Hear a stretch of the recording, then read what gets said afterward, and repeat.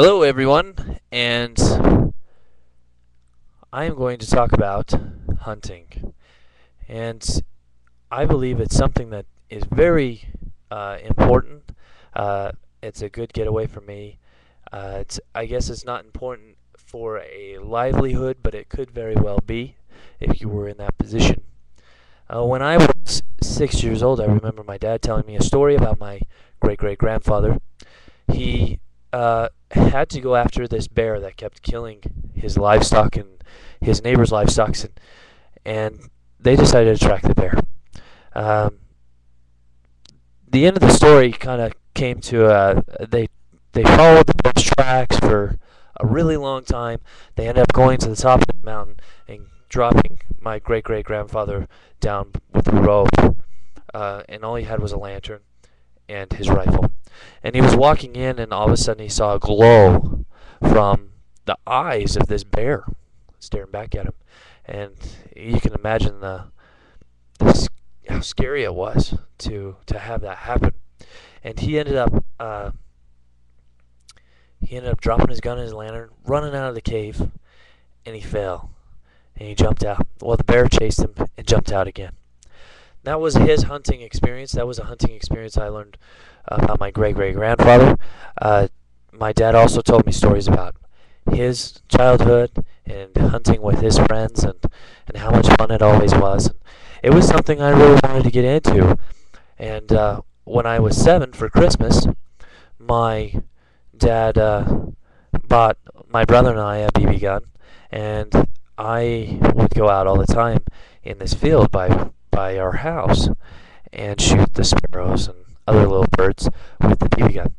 And when I turned 12, I took the hunter's education course, and my dad got me a shotgun.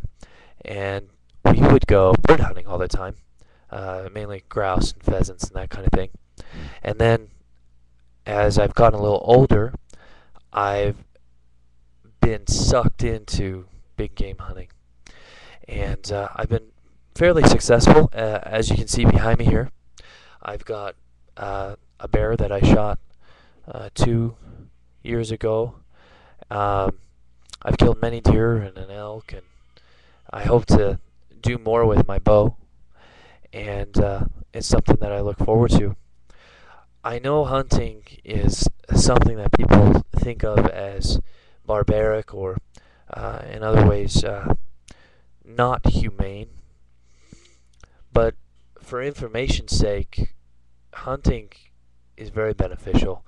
It can, as far as management goes, management of wildlife, this is one of the best ways to manage wildlife. And the way that Fish and Game protect wildlife is they figure out a general area, and they split. For instance, Idaho is split up into sections, and each area will contain a certain number of animals for certain species because of the habitat that's there. Now, once the species overrun that habitat, then hunting, different ways of management needs to come in. Otherwise, you lose the habitat. And you know, we all love those really nice, pretty drives, and we really like to go out in nature, even whether it's hiking or fishing or whatever. It's a lot of fun. And management of wildlife helps protect that for us. And as a side note, the money that's spent to manage wildlife goes into beautifying those areas that we love so much. So as I was thinking about hunting and what it does for me, not only does it help manage wildlife, it helps me teach my children. My 2 kids love the animals that I bring home and love learning about them, and then it also helps me be a little bit more self-efficient. I've learned some key things in my life that while I've been out hunting that can really benefit me in the long run, especially if we're if we come to a really bad scenario, and that's the only means of finding food. So as I go on with my my speech, I just want everyone to know that when someone talks about hunting, I'd hope and I'd hope you have an open mind. It's not just about killing an animal and having a bear rug up on your wall, or it's not about those things. It's different. It's hard work.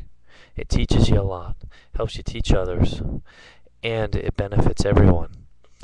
Um,